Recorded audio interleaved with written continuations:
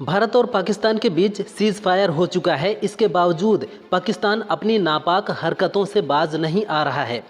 राजस्थान के बाड़मेर के आसमान में ड्रोन दिखाई दिए हैं। ऐसे में बाड़मेर जिला कलेक्टर ने कहा है कि ड्रोन एक्टिविटी देखी गई है, ऐसे में लोग अपने घरों में ही रहें। इधर प्रशासन ने बाड़मेर में पूरी तरह से ब्लैकआउट कर दिया है और सायरन बज रहे हैं। लखनऊ के कैसरबाग इलाके में ओडियन सिनेमा के पास किन्नरों ने जमकर उत्पात मचाया। दो पक्षों में विवाद होने पर कपड़े उतारकर बीच सड़क पर बैठ गए। इस पूरे घटनाक्रम का किसी ने वीडियो बनाकर सोशल मीडिया पर वायरल कर दिया। डायल 112 को सूचना मिलने पर पुलिस वहां पहुंची। पुलिस ने किन्नरों को समझाकर सड़क से हटाया। पुलिस ने कहा कि दो पक्षों में किसी बात को लेकर विवाद था। दोनों तरफ से शिकायत नहीं दी गई है।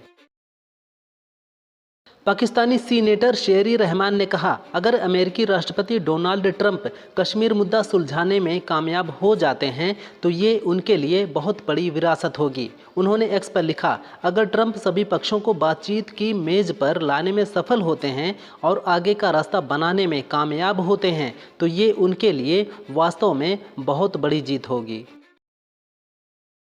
सीएम योगी आदित्यनाथ ने गोरखपुर में कहा कि पाकिस्तान आतंकी राष्ट्र है। देश की लड़ाई हम सब की लड़ाई है। उन्होंने कहा कि हमारे जवानों के मनोबल को तोड़ने वाला कोई बयान आए तो जनता को जागरूक करने की आवश्यकता है। ऐसा करके हम अपनी सांस्कृतिक विरासत, आध्यात्मिक विरासत को सुरक्षित रख पाएंगे।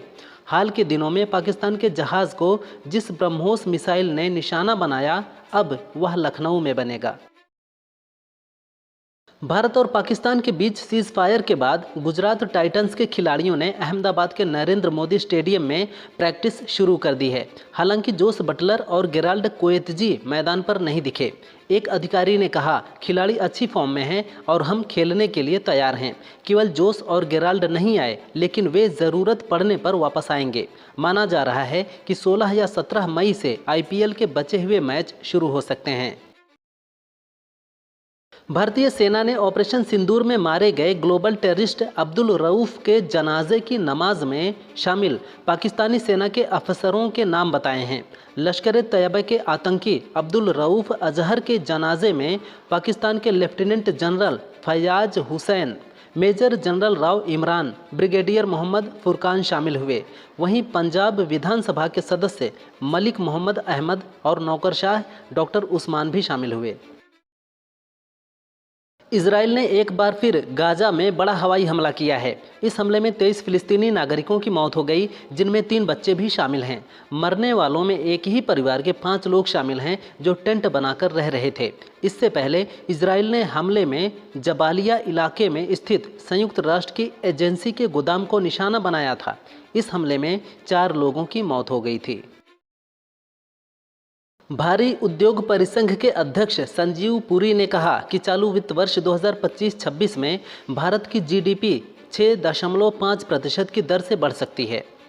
देश की अर्थव्यवस्था भू राजनीतिक मुद्दों के अल्पकालिक प्रभाव से उबरने के लिए पर्याप्त मजबूत है। हाल के दिनों में ब्याज दर में कमी आई है। मुद्रास्फीति नरम होती जा रही है। पिछले साल की दूसरी छमाही में सार्वजनिक और निजी क्षेत्र में निवेश बढ़ा है। भारत और यूरोपीय यूनियन के बीच मुक्त व्यापार समझौते पर 11वें राउंड की बातचीत आज से शुरू होगी। इस बातचीत का उद्देश्य समझौते के पहले फेज को जल्द से जल्द पूरा करना है। यूरोपियन यूनियन की टीम 11वें राउंड की बातचीत के लिए दिल्ली आएगी। ये बातचीत 16 मई तक चलेगी। दोनों पक्षों ने इस एग्रीमेंट को 2 फेज में अंतिम रूप देने पर सहमति व्यक्त की है। 10वें राउंड की बातचीत में गुड्स, सर्विसेज और इन्वेस्टमेंट पर चर्चा हुई थी।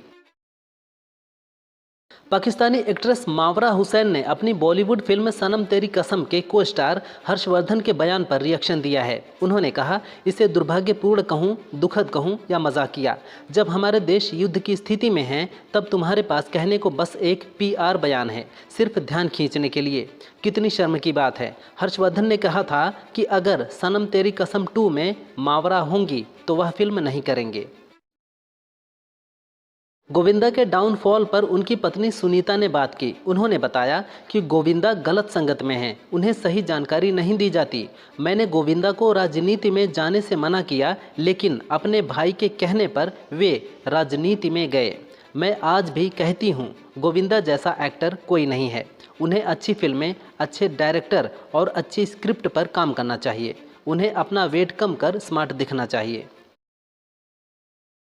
पाकिस्तान पंजाब की सूचना मंत्री आजमा बुखारी ने पाकिस्तानी एयरफोर्स की तारीफ करते हुए कहा, हमारी वायुसेना की कामयाबी ने भारत को पीछे हटने पर मजबूर कर दिया।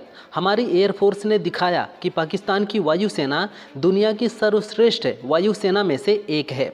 इनकी वजह से ही भारत को अपने घुटने टेकने पड़े। पूर्व पीएम नवाज शरीफ का शुक्रिया, जिनकी वजह से पाकिस्तान परमाणु संपन्न देश बन पाया।